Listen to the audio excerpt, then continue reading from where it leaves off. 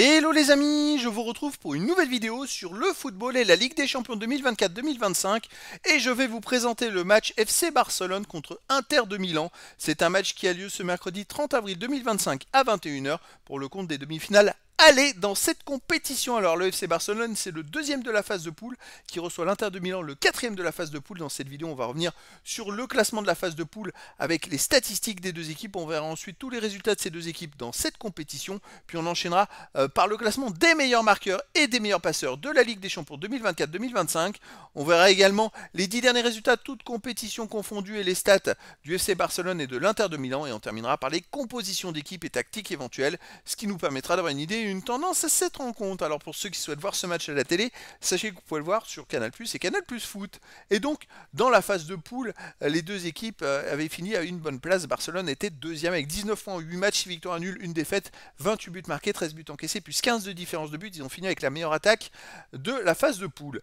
Et l'Inter de Milan avait aussi 19 points, ils ont fini quatrième avec 19 points en 8 matchs, 6 victoires, 1 nul, 1 défaite, pareil.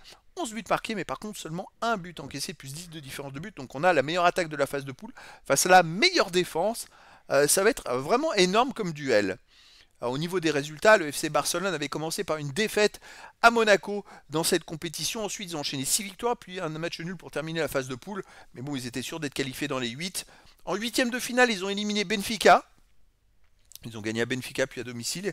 Et en quart de finale, ils ont éliminé le Borussia Dortmund. Ils avaient gagné 4-0 le match aller. Là-bas, ils ont perdu 3-1. Mais c'est vrai qu'ils étaient déjà qualifiés avec le 4-0. Bon, il n'y avait pas trop de suspense pour le retour. À domicile, dans cette compétition, ils ont battu les Young Boys Bern 5-0. Ils ont battu le Bayern Munich 4-1. Ils ont battu Brest 3-0. Ils ont aussi fait 2-2 contre l'Atalanta de Bergame, mais un match sans enjeu. Ils ont battu Benfica 3-1 et le Borussia Dortmund 4-0. Donc à domicile, c'est quand même du très très très solide. C'est-à-dire que sur les 6 matchs joués, il y a 5 victoires et un nul. 5 victoires en marquant au moins 3 buts. Le nul où il n'y avait plus d'enjeu. Donc voilà, c'est un rouleau compresseur à la maison. En face, l'Inter de Milan, eh bien, écoutez, ils ont pris qu'un seul but dans la phase de poule, c'est au Bayer Leverkusen, ils ont perdu 1-0. Sinon, ils n'ont pas encaissé de but dans les 7 autres matchs. Ils ont ensuite éliminé le Feyenoord de Rotterdam en gagnant à Feyenoord et à domicile. Puis ils ont éliminé le Bayern Munich en quart de finale en gagnant au Bayern et en faisant nul à domicile. C'est pas rien, à l'extérieur, dans cette compétition, ils ont fait 0-0 à Manchester City, à un moment où Manchester City marchait encore pas mal. Ils ont gagné 1-0 au Young Boys Bern, ils ont perdu 1-0 au Bayer Leverkusen, ils ont gagné 1-0 au Sparta de Prague, ils ont gagné 2-0 au Feyenoord de Rotterdam, puis 2-1 au Bayern Munich. Donc c'est vrai que sur les 6 matchs à l'extérieur, ils ont quand même fait 4 victoires, un nul, une seule défaite. C'est quand même énorme, et surtout, ils n'ont pris que 2 buts en 6 matchs. C'est quand même assez exceptionnel comme résultat. Alors au niveau du classement des meilleurs marqueurs pour Barcelone, il y a Rafinha qui est deuxième du classement avec 12 buts en 12 matchs.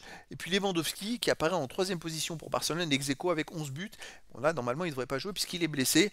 Et sinon pour l'Inter de Milan, le meilleur marqueur c'est Lautaro Martinez qui est cinquième du classement avec 8 buts. Et il n'y a pas d'autres joueurs des deux équipes dans les 18 premiers du classement pour l'instant. Et pour le classement des meilleurs passeurs, Rafinha est en tête du classement. Il en est à 7 passes décisives, il est tout seul d'ailleurs. Et sinon pour Barcelone, il y a aussi en cinquième position ex aequo Lopez avec 4 passes décisives. Et il n'y a pas d'autres joueurs des deux équipes dans les 18 premiers du classement pour l'instant. Les 10 derniers résultats, toutes compétitions confondues. Le FC Barcelone, 8 victoires, 1 nul, 1 défaite, 23 buts marqués, 10 buts encaissés, plus 13 de différence de but.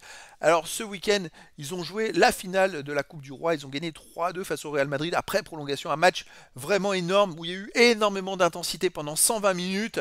Un match qui s'est terminé heure française à minuit et demi. Donc il pourrait y avoir de la fatigue et physique et nerveuse aussi parce que ça a été très très dur. Il y a eu beaucoup de pression de la part du Real Madrid sur les arbitres, mais Barcelone a montré qu'en jouant au foot, on pouvait gagner les matchs. Donc chapeau bas.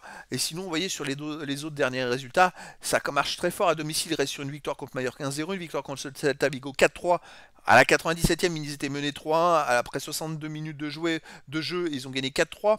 Sinon, à domicile, ils ont battu le Borussia Dortmund 4-0. Ils ont fait un partout contre le Real Betis. Ils ont battu Gérone 4-1 et Osasuna 3-0.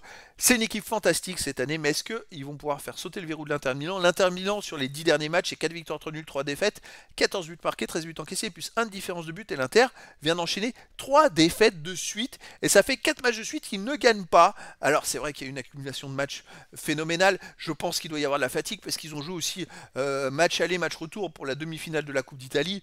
Ils ont perdu au match retour 3-0 à domicile contre l'AC Milan. Ça fait mal psychologiquement. Ils n'y arrivent pas contre l'AC Milan. Ils perdent à chaque fois en ce moment. Et donc sinon à l'extérieur, ils restent sur une défaite en Serie A à Bologne 1-0. Et d'ailleurs à noter qu'ils viennent de perdre 2 fois de suite en Serie A et qu'à cause de ça, ils sont en train de perdre leur première place du classement. Donc ça a aussi un impact psychologique. Sinon à l'extérieur, et en plus dans ces 5 derniers matchs, ils ont joué quand même 4 fois à la maison. Donc c'est vraiment des mauvais résultats. On a joué à la maison, c'est fou quoi.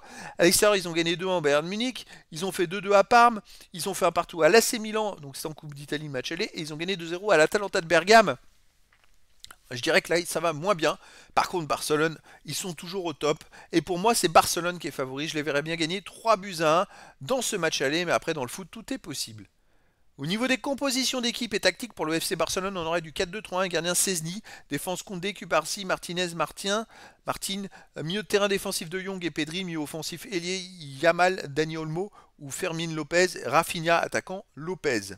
Et puis pour l'Inter de Milan, on aurait du 3-5-2 et gardien Sommer, défense Pavard, Acerbi, Bastoni, milieu de terrain d'Armion ou Dumfries, Barella, Calhanoglu, Mkhitaryan, Di Marco, attaquant Marcus Thuram et Lautaro Martinez.